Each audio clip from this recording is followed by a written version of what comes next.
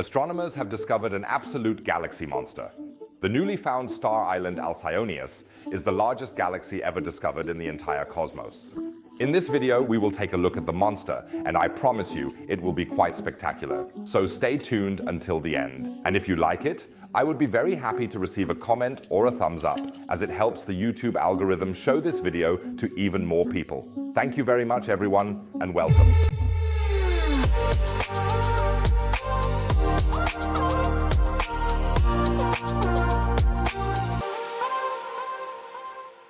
I'm throwing a big number at you right away. 16.3 million light years. This is the extent of the giant galaxy Alcyoneus. It is almost as far as your grandfather's school route. When I was young, we had to fight our way 16 million light years through the snowstorm to get to school. And it is indeed much larger than our Milky Way, which has a maximum extent of around 100,000 light years. The extent of Alcyoneus is therefore nearly 81 times larger than that of our home galaxy, the Milky Way. Incredible. These unimaginable dimensions are not the only curiosity that Alcyoneus has to offer. It is a radio galaxy. The basic structure of radio galaxies is relatively normal. So we have a large collection of star systems, and at the center, there is a supermassive black hole. Our Milky Way is structured in a similar way. However, in radio galaxies, there are intense energy outbursts from the center of the galaxy, which are particularly well observed in the radio spectrum. These energy outbursts occur due to processes near the supermassive black hole. Here, around the black hole, in the so-called accretion disk, so much energy can be generated that it leads to violent outbursts, known as jets. It can then happen that these jets reach such a high extent that they protrude from the galaxy and interact with the intergalactic medium. Intergalactic medium is essentially all the stuff that is not found in galaxies but floats around outside, primarily hydrogen. Although it is not much, the small amount of hydrogen outside the galaxies is sufficient to create a reaction with the expelled jets. This is how the typical structures associated with radio galaxies are formed. I will now refer to them in a very scientific manner as radio energy pom-poms, as we can see here, with the radio galaxy Hercules A. Okay, so far so simple. Now it gets a bit tricky. The emission of energy radiation from the supermassive black hole at the center actually occurs in almost every galaxy. And almost every galaxy produces at least faint radio energy bursts, even our Milky Way. The unresolved question is, why do these radio outbursts reach such enormous proportions in some galaxies like Hercules A or Alcyoneus? What distinguishes these giant radio galaxies from normal galaxies? And we could clarify this mystery through the discovery of the galactic giant Alcyoneus. The astronomer Martin Yu from the Leiden Observatory in the Netherlands says that if there are certain large-scale environments that favor the growth of giant radio galaxies, then the largest giant radio galaxies are likely to be found in these environments. So what does Alcyoneus tell us about the secrets of giant radio galaxies? The center of the galaxy from which the radio outbursts emanate is referred to as the host galaxy in radio galaxies. And the host galaxy of Alcyoneus appears to be relatively normal. Usen is a completely normal elliptical galaxy that is about 240 billion times as heavy as the Sun. That sounds like a lot, and if your scale at home were to show you that, it would indeed be a lot, and you should consider going on a diet.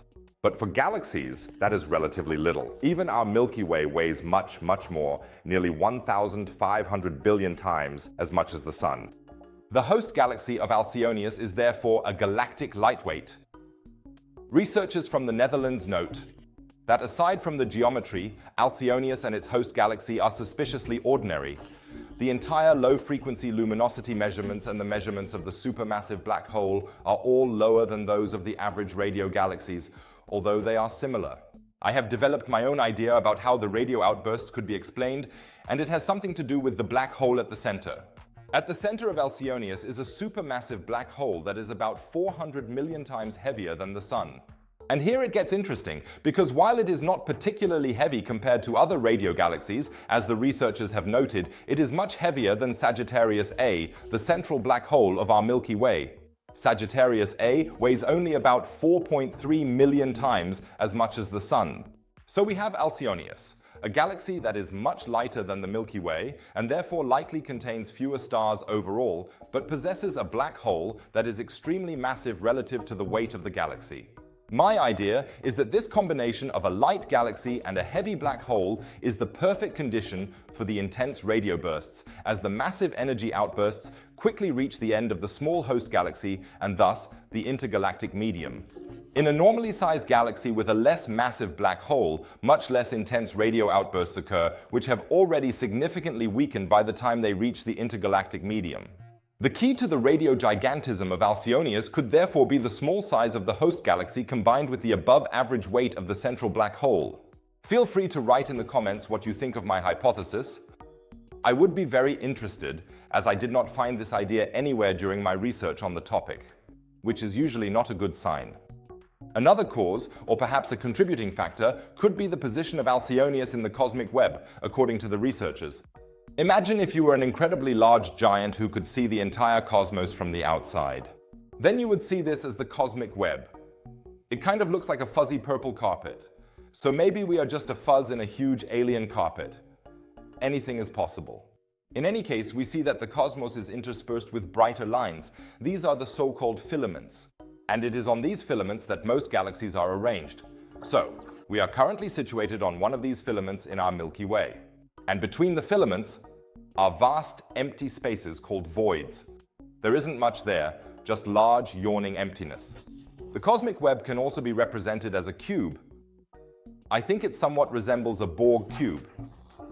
Depending on where a galaxy is located, whether in a dense environment with many galaxies, centrally in a filament, or perhaps at the intersection between filaments and voids, the composition of the intergalactic medium varies. It has a higher or lower hydrogen density depending on the situation. The idea is that Alcyoneus is located in a position of the cosmic web where the intergalactic medium is less dense, allowing for less resistance to the expansion of the radio outbursts. I estimate that it is a mix of all these factors that allows Alcyoneus to reach such gigantic proportions. So the number of stars, the weight of the black hole, and the position in the cosmic web. However, we need to clarify one point, as I can already hear many of you at home indignantly saying that the largest galaxy is IC 1101. Everyone knows that. When it comes to galaxies, it always depends on which size one refers to. Expansion, number of stars, or weight of the galaxy, these terms are unfortunately often confused. And IC 1101 is indeed very large when it comes to all these values. With a span of nearly 2 million light-years, the galaxy is gigantic and possesses one of the heaviest black holes in the known cosmos. And in terms of the number of star systems, IC 1101 could actually rank first with an incredible 100 trillion stars. But when it comes to spatial extent, Alcyoneus, with its gigantic radio lobes that stretch over 16 million light-years, is undisputedly in first place. Now let's switch from one extreme to the other, from the very large to the very small, specifically into the quantum world. Researchers have achieved a groundbreaking success. They have created a time crystal. What it is and why it could change computer technology forever, you can find out in the video displayed. Be sure to click on it. It's really very exciting. Otherwise, I would say, see you in the next video. Take care, folks.